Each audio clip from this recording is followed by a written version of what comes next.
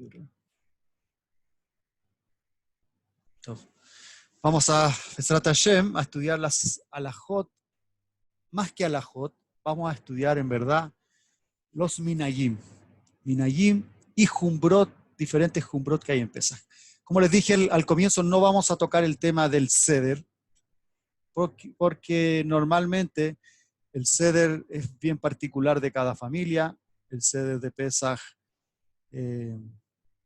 va a depender de la tradición, ya si es sefaradí, si es ashkenazí, qué tipo de tradición sefaradí, qué tipo de tradición ashkenazí. También hay muchos minagim que son familiares, propios de la familia, que el padre le traspasa al hijo. Entonces, no vamos a entrar en eso, cada uno tiene su minag.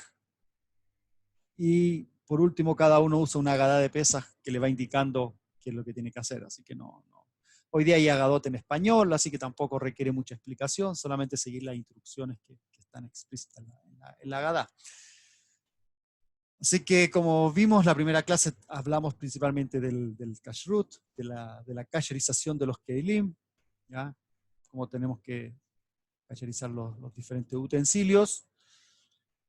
La segunda clase trató del hametz, de la venta del hametz, si se puede o no se puede vender hametz, y vimos también los alimentos que contienen hametz. Con respecto a eso, me quiero tocar un tema, que es el tema de la venta, ¿ya? Este año está difícil para todos el tema de la venta del hametz. Créanme que incluso acá en Israel todavía no sé cómo va a suceder. Estamos una semana y normalmente el dayan, en mi caso en particular, hay un dayan que es el que hace la venta, ¿ya? El rab del Kolel hace la venta para todo el Kolel y estamos todos aislados, así que tampoco sabemos cómo va a ser la venta. Lo más seguro es que vamos a tener que hacer todos, en su mayoría, el sistema de venta online, ¿ya? Aquí estamos, no tenemos cerca no judíos, entonces para nosotros es incluso un poco más difícil que para ustedes que están en Hutzlare. Entonces lo más probable es que haya que hacerlo online. Hay una página web de Chabad, tiene muchas cosas buenas Chabad, y entre esas tiene justamente este sistema de venta online, donde pueden llenar el formulario. Si bien hay opiniones que dicen que ese tipo de contrato de compra y venta no es el más óptimo, pero como vimos en la clase anterior, en verdad hoy día no hay ningún contrato de compra y venta que sea el más óptimo. ¿Por qué? Porque la Mishnah Berurah de por sí exige que el no judío, que es el que compra el hametz, haga algún tipo de kinyan, es decir, algún acto de posesión. Y eso nunca ocurre en la práctica. El contrato siempre dice que el hametz está en posesión del judío, está en el reshut, en la propiedad del judío, pero que el no judío puede ir y tomar cuando quiera. Pero en verdad nunca hace kinyan, nunca hace una adquisición real de este hametz. Entonces, tampoco hay tanta diferencia con la venta online. En verdad, hoy día no hay mucha diferencia. En verdad, si uno quisiera seguir la shita más estricta, que es la del Gaón de Vilna, no debiera hacer ninguna venta de hametz, a menos que viniera el no judío y se llevara el hametz, que eso no ocurre en ninguna parte. Entonces, por lo pronto, para los que me han preguntado y para los que me iban a preguntar, yo creo que la venta de hametz a través de internet hoy día, digamos que es lo que tenemos, ¿ya? Casi todos. Y eso me incluye a mí también. No hay muchas opciones de venta directa. Así que es una buena opción. Es bueno también siempre donar algo para quien hace posible este trabajo. En este caso de Chabad, la página Chabad creo que tiene opción de donar algo. Es bueno donar algo por este trabajo que ellos están haciendo. Están haciendo una especie de sheliach, de shlihut. Entonces ese shlihut hay que pagarlo, ¿ya? Para que tenga más fuerza el contrato de compra y venta del hametz. Y después que termina Pesaj, normalmente el sheliach, el que hace el trabajo de compra y venta, lo que él hace en el mismo contrato, después te ha establecido las condiciones para la devolución, ¿ya? Entonces normalmente uno tiene que esperar un par de horas para poder hacer uso nuevamente de ese hametz, ¿ya? Normalmente yo recomiendo esperar hasta el otro día. O sea, termina ya, el Yom Tov, esperar al otro día en la mañana ya podría hacer uso de ese hametz. Normalmente el rabino durante la noche hace la devolución, ¿ya?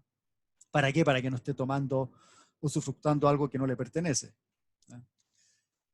También, una pregunta que me hicieron también con respecto al shiur de la clase pasada. me preguntaron sobre el tema de la carne. ¿Qué pasa con la carne? Yo les dije que la carne roja, la carne de pollo no tiene ningún problema de hametz, ¿ya? Entonces, un alumno me preguntaba por qué pasaba con el salado, la sal. Hay opiniones que la sal necesita kasher pesaj, pero la respuesta que yo le daba a él es que así como en el vino, ¿ya? En el vino nosotros también agregamos levadura al vino para que el vino fermente y haga su proceso de, de, de, de, de vinificación y el vino quede kasher, quede vestible como vino. La levadura es hametz. Entonces, ¿por qué permitimos el vino kasher le pesaj? Porque en el caso del vino, cuando nosotros hacemos el proceso, lo que hace la levadura es solamente provocar el proceso de fermentación. Pero la levadura, una vez que termina el proceso de fermentación y pasa los procesos de filtrado, toda la levadura se va. Y queda el vino, solamente el vino, el jugo de uva fermentado, ¿ya? Pero el jugo de uva, no la levadura. Y se permite. Ahora, ¿por qué en el caso de la cerveza no lo permitimos? En el caso de la cerveza es lo mismo, igual que el vino, pero ¿por qué no? Porque como dice el Magen Abraham, en el caso de la cerveza, la levadura deja su sabor, su gusto. Y nosotros estamos tomando la cerveza con el gusto a levadura, entonces por eso igual lo prohibimos. En el caso del vino no, porque en el vino sigue teniendo el sabor a vino, se pierde el gusto del hametz, y por eso estaría permitido. En el caso de la carne, viene a ser similar al caso del vino.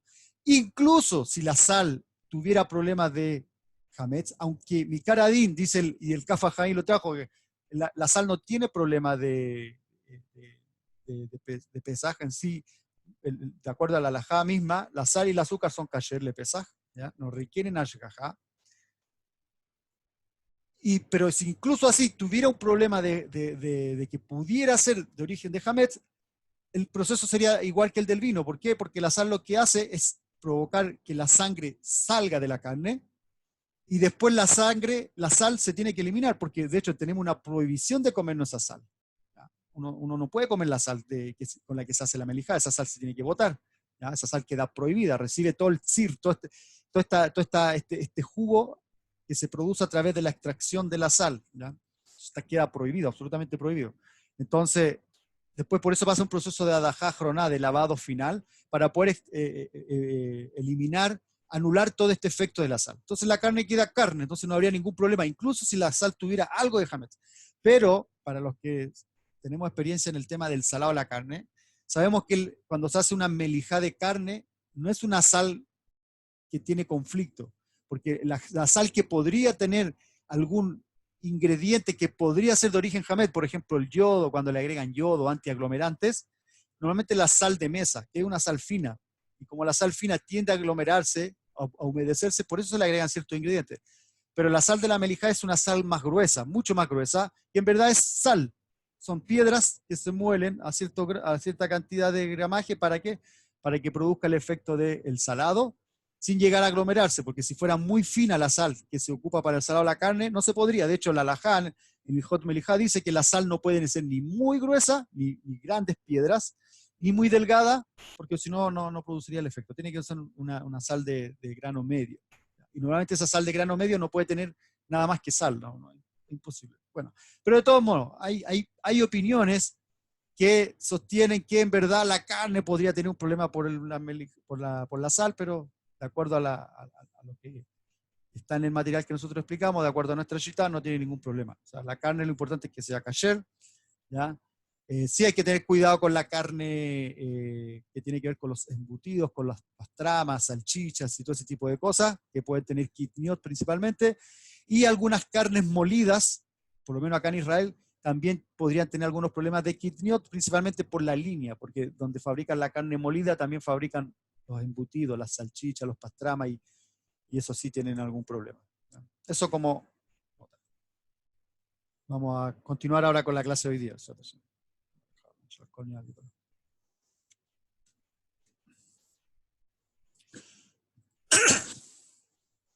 Bueno, vamos a compartir la clase. Segundo.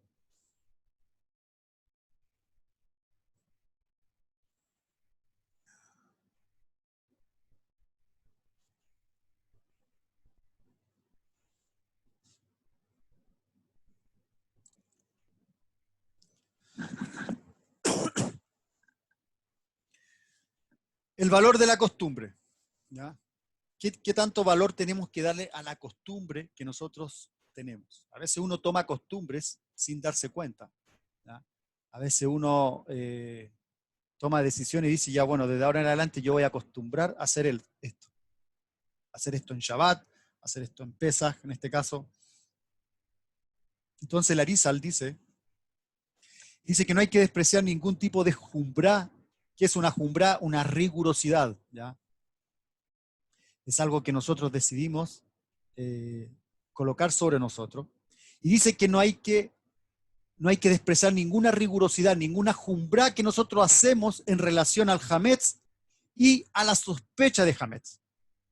No tenemos que mirarlo en menos, al contrario. Cada jumbrá que nosotros hagamos con respecto al Hametz, dice el Arizal, que es valorable. ¿Por qué? Tal como lo dijimos en la semana pasada, lo que trae el Zohar HaKadosh, cuando dice que todo el que se cuida a sí mismo en Pesaj del Hametz y cualquier tipo de levadura, su cuerpo se mantendrá alejado de la inclinación al mal y su alma es guardada desde arriba. Y el mal no permanecerá contigo ni con la persona, y la persona se le promete que no va a cometer transgresión. Entonces uno tiene que tratar de ser lo más riguroso posible con respecto al Hametz. Y no hay ninguna jumbra que esté de más. ¿Ya? La jumbra que uno esté dispuesto a hacer y que para uno no sea una carga imposible de sostener, entonces uno puede hacer. Ahora, una cosa sí, ¿qué nos dice el Rab Mordejai Eliyahu? Rab Mordejai Eliyahu nos dice que cuando uno decide tomar una jumbrá, una exigencia extra en Pesaj, idealmente, antes de tomar esa jumbrá, tiene que hacer un tnai. ¿Qué es un tnai? Es una condición. ¿Ya? Decir, mira, yo voy a hacer esta jumbrá bajo estas condiciones. No tomarla simplemente como jumbrá sin poner una condición. Y una condición que tiene que poner es, por ejemplo, decir bli neder. Por ejemplo, yo digo este año, ustedes pueden decir, ¿sabes qué? Desde este año voy a dejar de comer kidney. Entonces, mejor no vamos a usar el caso del kidney porque el caso de los kidney es un poco más complejo. Lo vamos a dejar. Pero supongamos la leche. Desde este año yo voy a poner una condición, no compro más leche durante Pesaj. Voy a empezar a comprar leche antes de Pesaj. Esa va a ser una jumbrá que yo voy a colocar. Entonces, uno lo que tiene que hacer para que no quede amarrado para siempre, y si después quiere cambiar esa jumbrá y no quiere ir frente a un beidín para hacer atarán nedarín, lo que tiene que hacer es decirlo bli neder. Quiero hacer esta jumbrá para este año, puede decir bli neder, sin compromiso. O sea, supongamos que en el quinto día se le acabó la leche, ¿no? Y no tenga que esperar 2 días más o 3 días más en Hutzlares para poder comprar leche. ¿Ya? Entonces, por eso es bueno hacerlo sin compromiso, decir bli neder. Yo hago esta jumbrá, voy a acostumbrar a hacerlo de esta manera, pero bli neder. ¿Ya? ¿Para qué? Para que no tenga que acudir a un beidín para anular esa promesa. ¿Ya? Por eso. Ahora, ¿por qué otro motivo también tiene que poner una condición, un tnai? Porque si transgrede, ¿ya?, una jumbra, recibe castigo. Porque al final es como se autoimpuso una alajá sobre sí mismo. Ponerse una jumbra no es tan solo como decir, una costumbre, un minag. Hay muchas personas que dicen, no, esto es un minag, no importa. Cuando hablamos de pesas y uno se autoimpuso una jumbra, y uno transgrede esa misma jumbra que se autoimpuso, dice que el ramo de Jaeliao dice que uno recibe castigo. Entonces, por eso es bueno cada vez que decida autoimponerse una jumbra, decirlo bli neder. Ahora, si la persona decide cambiar este minaj, cualquiera que quiera cambiarlo, deberá previamente consultar a un jajam, a un rabino, que sea experto en este tipo de situaciones, y él le dirá cómo proceder. Hay veces que los minagim se pueden cambiar, por ejemplo, este tema de la leche se podría cambiar. Pero hay ciertas jumbrot que a veces uno toma que ya no se pueden cambiar. Por ejemplo, el tema de el kitniot. ¿Por qué? Porque son jumbrot que la comunidad adoptó. En este caso, la comunidad ashkenazí acostumbró a no comer kitnio. La sefaradí no lo tomó para sí mismo. Entonces, cuando la persona decide hacer una jumbrá y después quiere anular, tiene que preguntar a un rabino. ¿Ya? De repente pueden haber jumbrot que tienen que ver propiamente tal con la comunidad local. Yo no conozco las jumbrot de todas las comunidades locales. Quizás la comunidad marrocana tiene alguna, la comunidad siria tiene otra, la comunidad turca tiene otra, la comunidad litaí, la comunidad yeque tiene otra, la comunidad hasídica tiene otra. Yo no las conozco todas, pero me imagino los que están en cada una de sus costumbres, de sus comunidades, tendrán quizás alguna jumbrá en particular. Cuando ese es el caso, obviamente tiene que preguntar al rabino local. Y el rabino local consultará también a un ente superior para saber si puede o no puede cambiar esa jumbrá. Es como, por ejemplo, cuando una comunidad acostumbró a tener un nusaj. Supongamos que la comunidad acostumbró a rezar como Ashkenazí, y después quiere cambiar a Sefarad o a Sfard, no es llegar y cambiar el minaj. Tiene que consultar a una autoridad superior. Me acuerdo en Chile hace 15 años atrás, 14 años atrás, la comunidad históricamente rezaba con el Nusach Sfard. ¿Por qué? Porque como la mayoría eran Ashkenazim, pero también habían algunos Sefaradim, y todos rezaban en la misma comunidad. Todos rezamos en la misma comunidad de Shatorá, la misma comunidad para ambos. Con los años después se empezó a hacer una división entre los sefaradí, después que contrataron rabinos sefaradí, los ashkenazim, y la comunidad ashkenazí decidió cambiar el nusach de Sfard a Ashkenaz Mamash. ¿Qué hubo que hacer? Venir a Israel, los rabanín de la época, venir a Israel, consultar cómo hacerlo y hacer todo el trámite. Porque no es llegar y cambiar el nusach así como así. La comunidad acostumbró un nusach, normalmente no es llegar y cambiar. Hay otros minayim que definitivamente no se pueden cambiar, como por ejemplo este tema del kitnio. Entonces, lo que tiene que hacer la persona cada vez que decide cambiar un minaj es consultar a un jajam. Eso es lo principal. Y para evitar llegar a esa situación en que no puede cambiar un minaj o no tiene un beidín a quien consultar para hacer este cambio o esta tarán nedarim, lo que tiene que hacer entonces cuando decida aceptar sobre sí una jumbra, hacerlo con condición, en este caso decir blineder, bajo ciertas condiciones lo hago, si no se cumplen estas condiciones no lo hago. Quizás después de este shur ustedes decían, ¿sabes qué? Voy a seguir alguna de las jumbrot que el rabino me indicó, no están obligados, solamente yo voy a citar algunas jumbrot que existen, ¿ya? Cada uno decide si toma o no toma, o sigue como lo estaba haciendo hasta ahora. ¿Qué pasa con una mujer casada? Esta mujer casada en la que sus padres, por ejemplo, acostumbraba a no comer arroz en su casa, sus padres no comían arroz, o tenía un minaj de abstenerse de otro tipo de alimentos, y ahora que se casó, su esposo sí come arroz, o sí come esos alimentos que ella tenía prohibido en la casa de su papá, entonces ella, ¿qué debe hacer? Hacer atarán nedarim, ¿ya?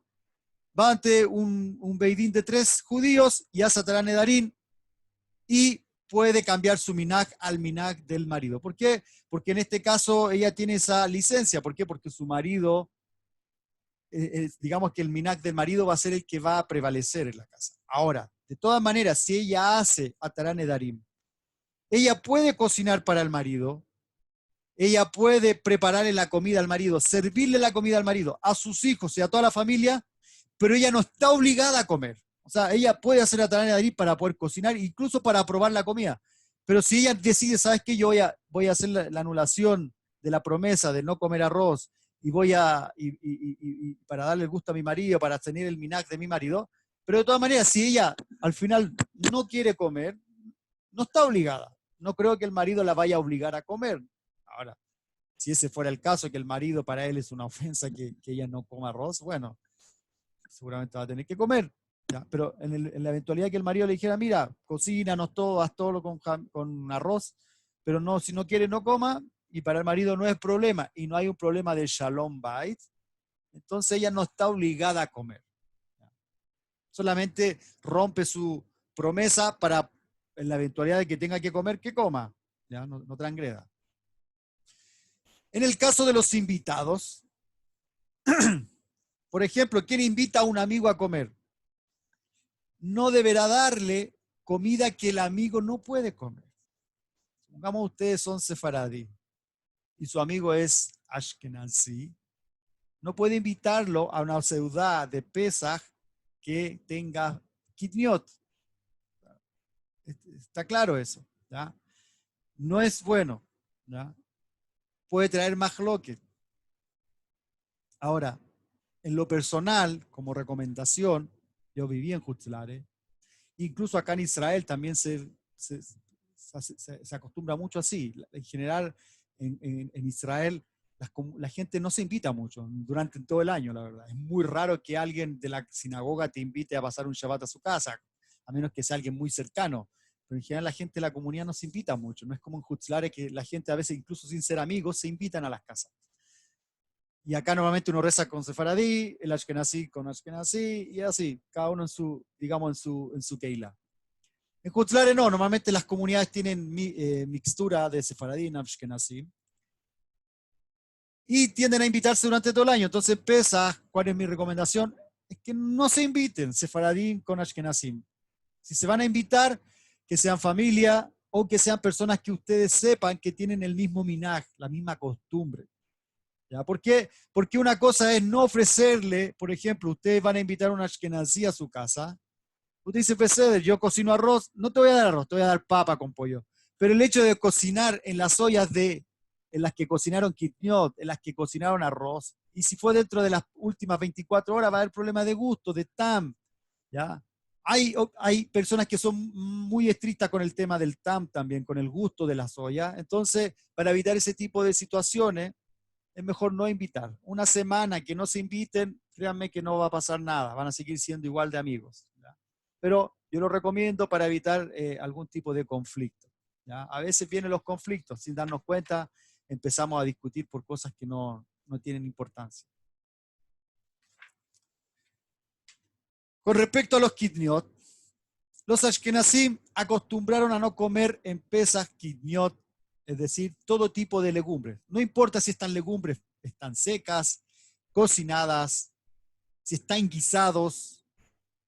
Aplica también a los frijoles, al maíz, a los tipos de semillas, sésamo, soya o soja, la mostaza, semillas de girasol y otros tipos de semillas, ¿ya? Eso lo podemos ver en el Mamá Mordejai, en la página 40.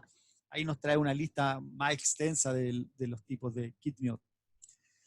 Ahora, en Jerusalén, dice el Mamá Mordejai, en Jerusalén hay ashkenazim que acostumbraron a no comer kitniot, pero sí a algunos tipos de legumbres verdes frescas, ¿ya? Algunos tipos que son frescas, pero no secas, ¿ya? Ahora, de acuerdo a los sefaradim, mikaradim, de acuerdo a la halajá misma de los sefaradim, los sefaradim acostumbraron a comer kitniot. Ellos no tomaron sobre sí esta exigencia, esta jumbra. Entonces, como no la tomaron para sí, entonces ellos tienen permitido. Ahora, de todas maneras, dentro de los sefaradim, hay quienes acostumbran a no comer legumbres, pero sí comen arroz. Otros acostumbran a no comer arroz, pero sí legumbres. Y así hay diferentes tipos de costumbres, ¿ya? Algunos comen frescos, quiniot frescos, otros comen solamente quiniot secos, deshidratados. Hay una gama de costumbres dentro del mundo sefaradí, ¿ya?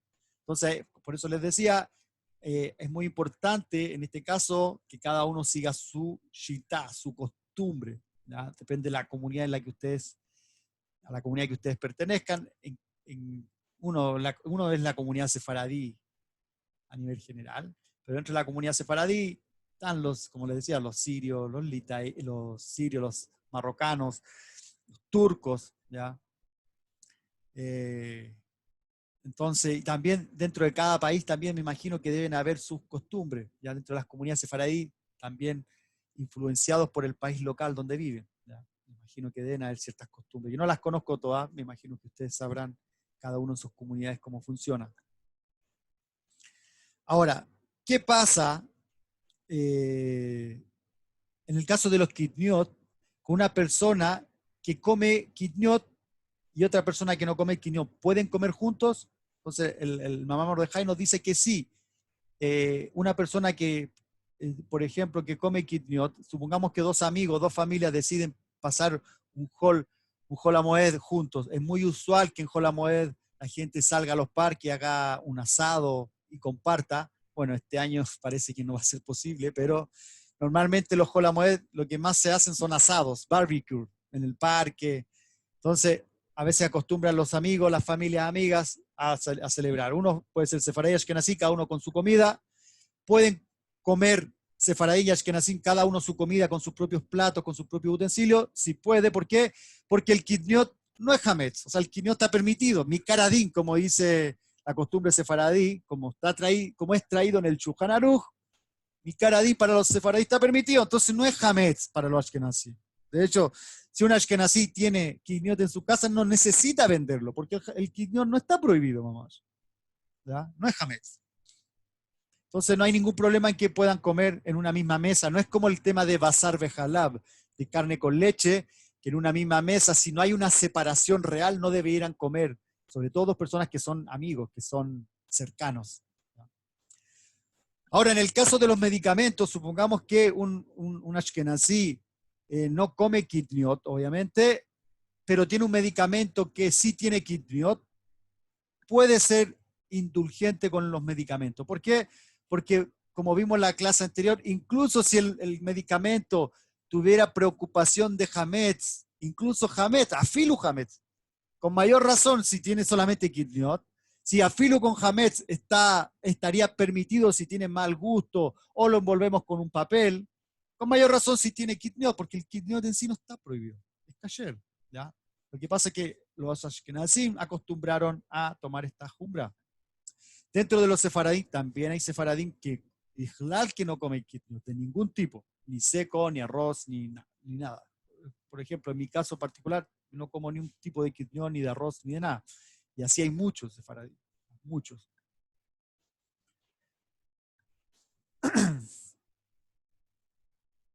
Matzá de máquina. Otra jumbra. Llamémosle jumbra o minaj, ya, para el caso vendría siendo lo mismo. Sobre la matzá de máquina hay tres cosas que decir. Primero, hay quienes dicen, digamos, hay tres opiniones al respecto. Hay quienes dicen que la matzá hecha máquina es hametz gamur. ¿Ya? Así lo trae el ramo de Jaileao. Hay quienes dicen que es hametz gamur. Hay quienes no comen bijlal, que no comen matzá de máquina. La dejan fuera. La matzá de máquina es esa cuadrada típica que viene en caja. ¿Ya? Es la matzá típica. Y no lo comen. Bijlal que no lo comen.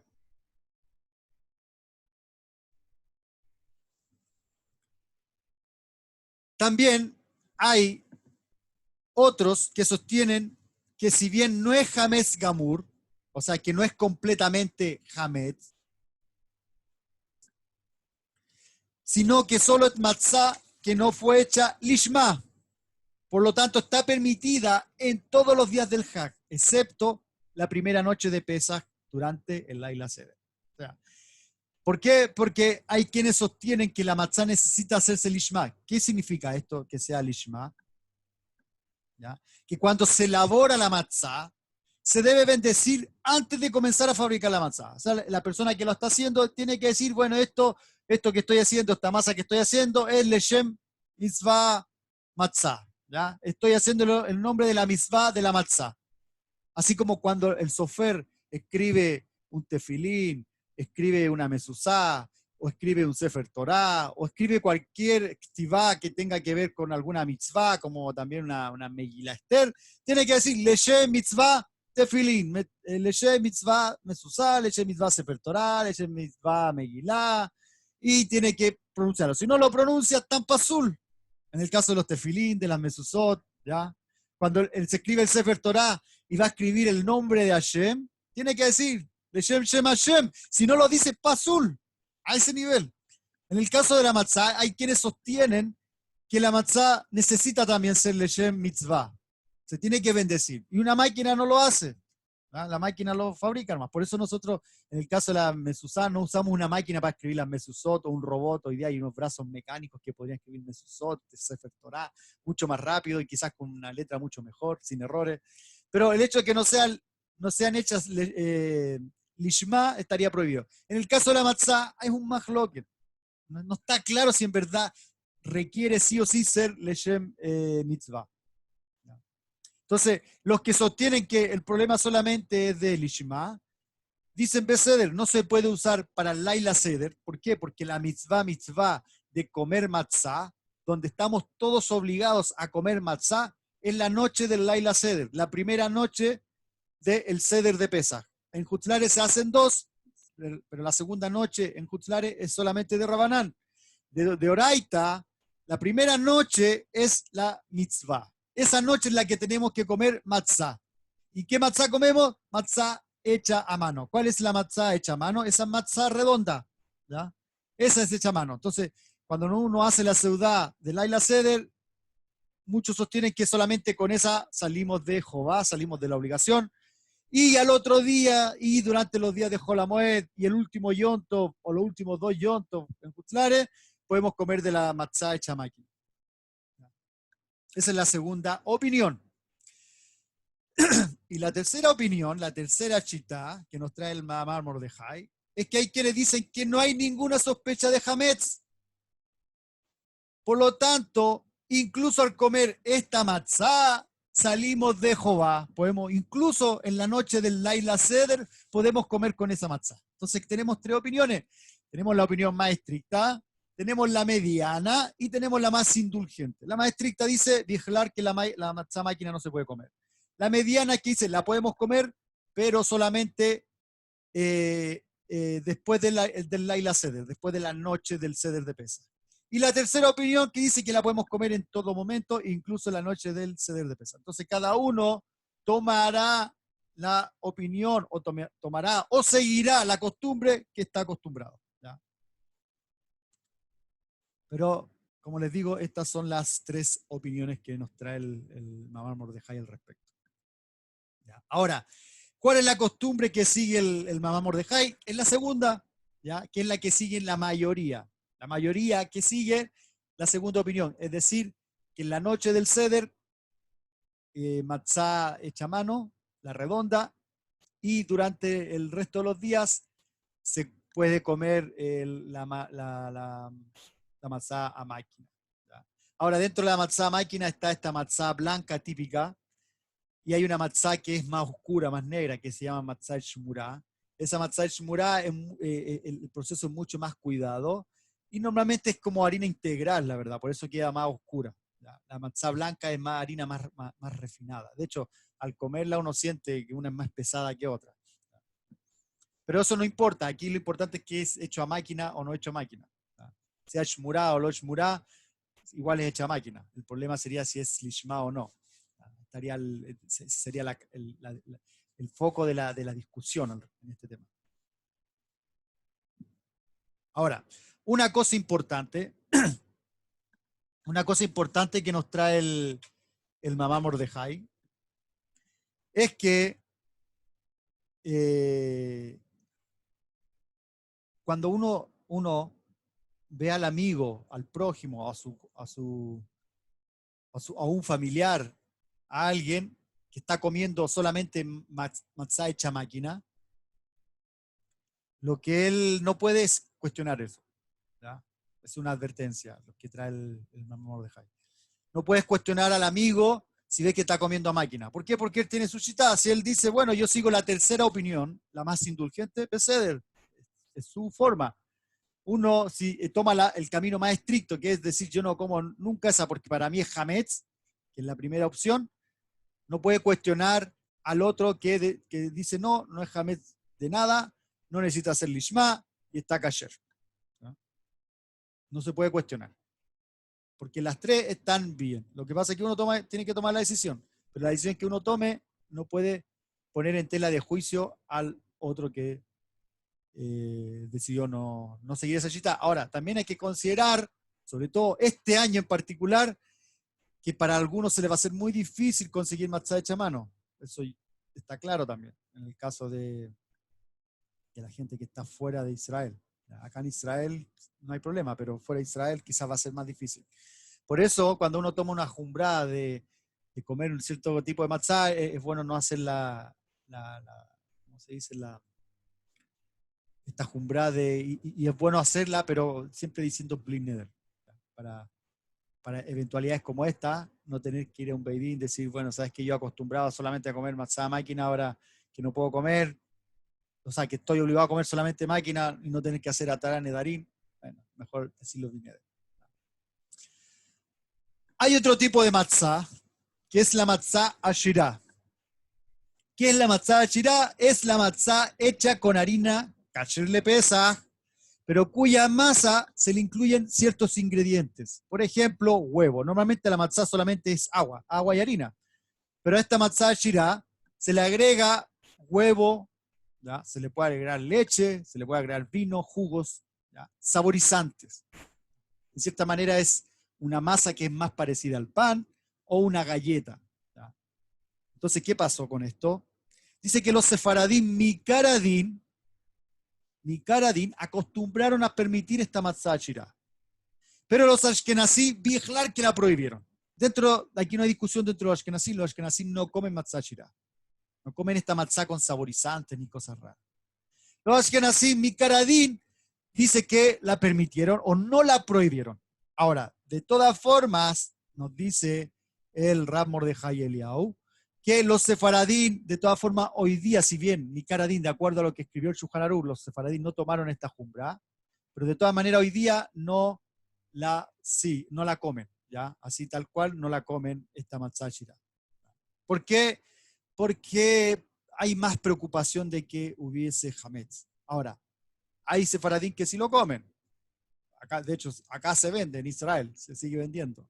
Pero normalmente tiene que ver con el tipo de comunidad. Hay comunidades que son menos exigentes que otras y esas comunidades son más llanas a permitirlo.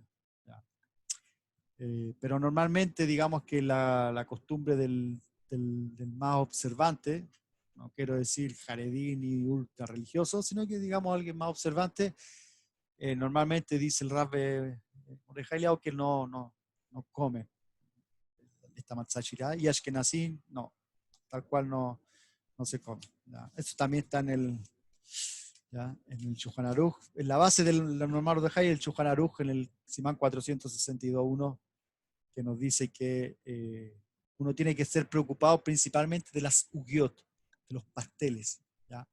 Se venden muchos pastelitos acá para Pesaj. Si estos pastelitos tienen saborizantes, hay que estar preocupado. A diferencia y sobre todo si es con harina de matzá. No es lo mismo un pastel hecho con harina de matzá que con harina de papa. Harina de papa, claro que no tiene ningún problema. De hecho, los ashkenazim, todas las ugiot ashkenazim acá son a base de harina de papa. En cambio, las ugiot, los pasteles que consumen muchos sefaradín, es a base de harina de matzá. ¿Ya? Y ahí está el problema, con la harina de matzá. ¿Por qué? Porque hay siempre el temor de que podría quedar algún trozo de la harina de matzá no cocinado cuando se cocinó, cuando se asó. Y de ahí viene las siguientes dos jumbrot. Primero, una matzá dañada. Una matzá dañada, como lo coloqué ahí, es una matzá que se partió, que se quebró. ¿Ya? Por ejemplo, una matzá que uno compra una caja de matzá y está toda la matzá molida. Le venden la matzá, por fuera se ve todo bonito, la abre y está llena de trozos por todos lados. No hay ninguna que se haya salvado que no esté hecha triza la matzá. Entonces dice que hay quienes acostumbran a no comer esta matzá que se dañó. ¿Por qué? Por el temor de que se haya convertido en hametz. Quizás esa matzá le cayó algo de líquido y esa matzá por ese motivo queda prohibida. Pero también hay quienes dicen que no hay ninguna prohibición. Tenemos dos opciones en esta alajá. Entonces, el que quiere ser estricto puede hacerlo. El que ya es estricto y quiere cambiar, supongamos que las únicas matzos que le llegaron a su casa fueron estas matzás rotas y quiere cambiar el minaj, si ya tenía el minaj de no comer matzá quebrada, entonces tiene que hacer atará nedarín. Si él nunca puso sobre sí esa jumbrá, sino que comía matzá entera porque así le llegaba, pero nunca pensó en abstenerse de la matzá quebrada, entonces no hay ningún problema. Hay otra minaj que se refiere a mojar la matzá. ¿A qué se refiere a mojar la matzá? Agregarle algo a la matzá, ¿ya? Para humedecerla o saborizarla. Por ejemplo, agregarle aguacate, avocado, queso, salsas a la matzá para comerla. No solamente durante el seder, sino que durante toda la semana de Pesaj. Dice que hay algunos que no mojan la matzá durante Pesaj, aparte del octavo día en Jutlare. ¿Quiénes son estos? Normalmente el minaj de Chabad es solamente comer la matzá con algo el último día. El octavo día, que en verdad en Israel ya no es Yom Tov, es día, ya es Motzei Pesach. ¿Ya? Pero en Jutlare, Chabad el día octavo recién come la matzá con algo. Antes de eso, Chabad y varios Hasidim no untan la matzá en ningún tipo de líquido por el temor a que la matzá no haya quedado bien cocinada y haya quedado alguna harina cruda y con un poco de agua pueda fermentar. ¿Ya? Entonces, eso principalmente tiene que ver con la costumbre de Hasidim.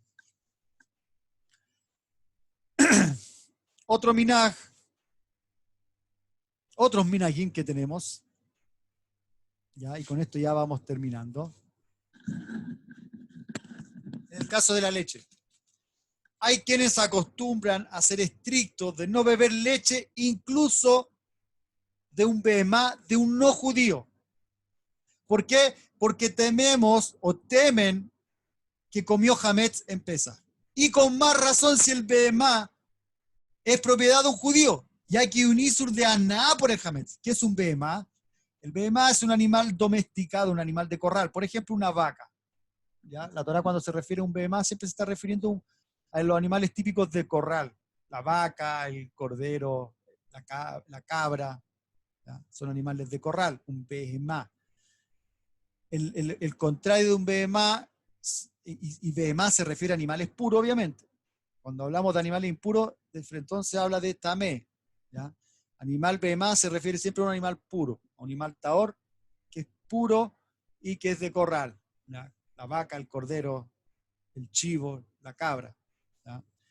Un jayá vendría siendo lo contrario de un animal domesticado. Un jayá puede ser un búfalo, ¿ya?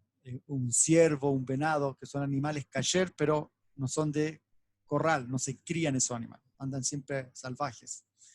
Entonces, un animal behemá, leche de un animal behemá, hay quienes acostumbran a no tomar leche de ese animal. ¿Por qué? Porque puede comer hametz y parte de ese hametz se va a traspasar a la leche, entonces la persona estaría tomando leche con sabor a hametz. Y incluso si ese animal es de un goy, está prohibido. ¿Ya? Porque igual estaría comiendo hametz de un no judío, igual el hametz es hametz. Y si es de un judío, sería un problema porque más encima estaría sacando a nada, sacando un beneficio ese judío que le vendió la leche. ¿Ya? Entonces, ¿qué hacen ellos? Compran la leche ya antes de Pesaj. Normalmente muchos hacemos eso, que es comprar la leche antes de Pesaj. Comprar, uno calcula cuánta leche va a consumir durante el hack completo y compra la leche y las guarda. Si tiene miedo a que se vayan a dañar, las puede congelar y las va sacando a medida que las va consumiendo sin ningún problema. Eso es con respecto a la leche. Lo mismo ocurre con el pollo. Hay quienes acostumbran a no comprar pollo en Pesaj. ¿Por qué? Por la sospecha de que el pollo haya tragado trigo y normalmente el pollo entero, si se fijan en la foto pusimos un pollo entero, ¿por qué? Porque el pollo entero a veces no le sacan bien o lo dejan con la molleja, ¿ya? Lo deja con el cúrcuban. El cúrcuban es donde queda la comida, los restos de comida. Entonces, de hecho, cuando uno mata un pollo, normalmente debería revisar el cúrcuban, ver que no esté perforado, ya para que quede con una shigajá lo más meadrin posible. Entonces, uno revisa el cúrcuban, la molleja, lo abre y el problema es que a veces te pueden vender el pollo y puede tener restos de trigo, el animal haya comido trigo y estén en el cúrcuban. Entonces, la persona se encuentra con el trozo de hametz en Pesaj. Entonces, muchos que lo que hacen, compran el pollo antes de Pesaj. ¿Ya? Es una jumbra también que la persona puede tomar Si la toma, como les decía, es bueno que lo hagan bli neder sin la obligación de cumplir. ¿Ya? Otros no son preocupados de esto y compran pollo en Pesach sin ningún problema. ¿Por qué? Porque finalmente, digamos que ese hametz no saca beneficio de ese hametz, hace bitul, ¿ya? Entonces no habría problema.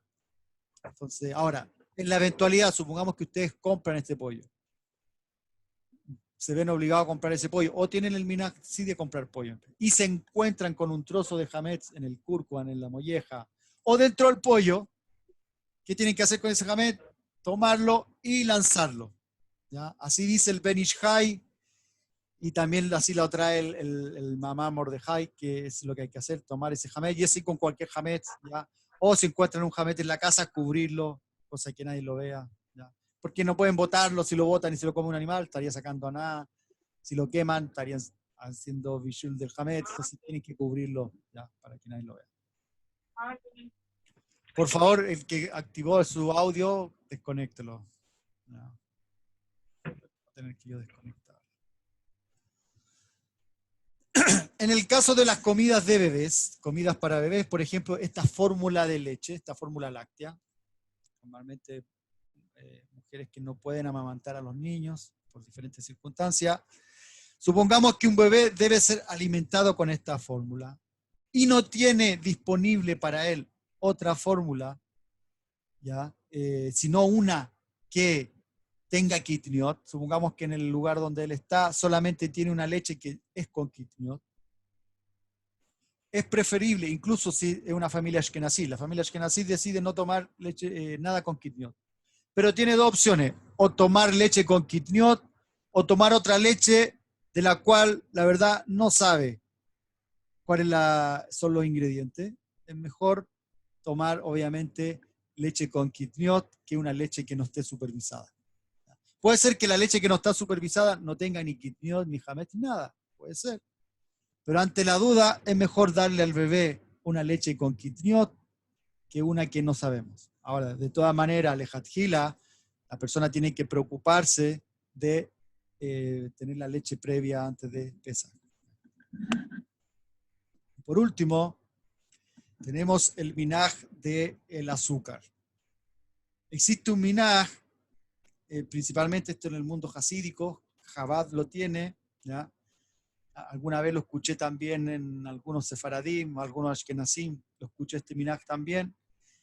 Y este minaj dice que ellos no compran azúcar durante Pesaj, sino que lo que hacen con el azúcar, lo hierven antes de Pesaj, antes que comience el Haj, lo hierven, lo diluyen, ¿ya? Y lo dejan diluido, ¿ya? Como un jarabe, para después ser consumido en Pesaj. ¿Por qué sucede esto? Según lo que me contaron, ¿por qué el minaj es de esa manera? Porque alguna vez uno de los rebes de Lubavitch, en la época en que el azúcar se vendía en cubos, no sé si hoy día en alguna parte se venden cubos, igual lo pusimos en la foto ahí entre cubos y azúcar molida, pero como los cubos eran más grandes, alguno de los rebes, dentro de uno de los cubos encontró un trozo de trigo. Entonces, en ese momento él dijo que de ahí en adelante, para los pesas siguientes, era bueno diluir el azúcar previo a pesas para poder verificar de que no haya ningún tipo de trigo o ningún tipo de hametz, ¿ya? Seguramente en esa época era más usual, era todo más artesanal, quizás los controles eran mucho menos, hoy día es muy difícil que eso ocurra, ¿ya? Pero quizás por lo mismo. Ahora, hoy día, ¿qué podría ocurrir? Por mi experiencia en el trabajo del kashrut, puede ser que en las empresas no factureras, las empresas envasadoras, que envasan diferentes tipos de productos, sí podría haber algún tipo de problema. Como vimos en el shiur anterior, la clase anterior, el azúcar y la sal micaradim no requieren certificación kasher. Hoy día los jajamín exigen certificación kasher, sobre todo para la sal y el azúcar de mesa, la que uno consume, por el hecho de estar en polvo. ¿Por qué? Porque en el polvo, normalmente los productos en polvo, para evitar la aglomeración, que se apelotonen esto, le agregan algunos ingredientes que podrían tener sospecha de hametz. ¿Ya? Entonces, el azúcar de hoy día, el problema es ese. ¿Ya? Quizás no encontrar un trozo de trigo dentro de un grano de azúcar, porque ya los granos de azúcar de hoy día son muy finos, no como los de antes. Pero sí el hecho de que en el proceso de elaboración podría haber alguna contaminación con algún hametz, o las líneas de producción donde se envasa el azúcar, a lo mejor también pasan otro tipo de condimentos, ingredientes que podrían tener hametz, ¿ya? Y eso sí sería un problema. Entonces, hoy día nosotros tratamos de comprar azúcar o sal, kasher le pesa. Ahora, si no existe Bicaradim, la sal y el azúcar sí son kasher le pesa. Idealmente es mejor comprarla antes de pesa para anular cualquier sospecha de que pudiera haber sobre el hametz en algún ingrediente. Aunque el Ramo Lejaila dice que no es bueno lejatjila comprar algo sabiendo que tiene hametz para anullarlo. Eso está bueno. ¿Ya? Pero en este caso el azúcar y la sal, mi caradín, de acuerdo al Shulchan Aruch, no requeriría. Ahora, hay un miná, como les dije, que algunos acostumbran, en este caso los Chabad Lubavitch y algunos por ahí también, los que nacieron, sefaradí, acostumbran a comprar el azúcar también antes de Pesaj, y lo mismo sucede con la sal. Y eso con respecto a los minagim y a las costumbres. Hay otras costumbres que tienen que ver no con la comida, por ejemplo, el Ramo de Jalia dice que es bueno usar una equipa blanca durante el Seder de Pesaj. Hay otros que acostumbran a usar el kittel durante Pesaj. Hay unos sefaradí que ocupan otro tipo de ropas especiales para Pesaj. El cojín para reclinarse, ya. Hay otros tipos de minagim, el tipo de vino. Hay gente que solamente toma vino elaborado a mano, ya por la misma persona. Conozco comunidades que solamente consumen el vino que ellos elaboran para Pesaj especial, otros que no ocupan jugo de uva, solamente vino. ¿Ya? Hay diferentes tipos de minagim al respecto. ¿Ya? La verdad que podríamos ahondar mucho en muchos minagim, pero la idea mía es tocar, digamos, los minagim que son más comunes, o digamos los menos comunes o los más especiales. ¿Ya? No sé si tienen alguna pregunta. Antes de terminar, para los que se integraron al último, al final de la clase, les voy a pedir que me envíen un correo, un email, para solicitar una teudá a los que estuvieron hoy día en clase, que me imagino todos estuvieron las dos clases anteriores. Les voy a pedir que me manden un correo que diga el asunto del correo diga teudá o certificado, y me escriban su nombre en letra en español, su nombre civil y su apellido civil. Y si quieren también, para los que quieran, su nombre en hebreo. ¿Ya? No sé, Moshe Ben Abraham Martínez, ¿ya? Una cosa así. O su nombre civil, si el que se llame, como se llame, no importa si es un nombre no judío, ¿ya? Sé que en Latinoamérica la mayoría de la gente por tema legal se ha tenido que poner nombres civiles, ¿ya? Así como en Estados Unidos también. Entonces, si se llama, no sé, Francisco Martínez, bueno, Francisco Martínez, o si su nombre hebreo es Moshe Ben David Martínez, ¿ya? Y también su número de identificación, ya sea Teudat Seud, número de identificación civil o número de pasaporte, para poder colocar en la Teudá que les vamos a entregar.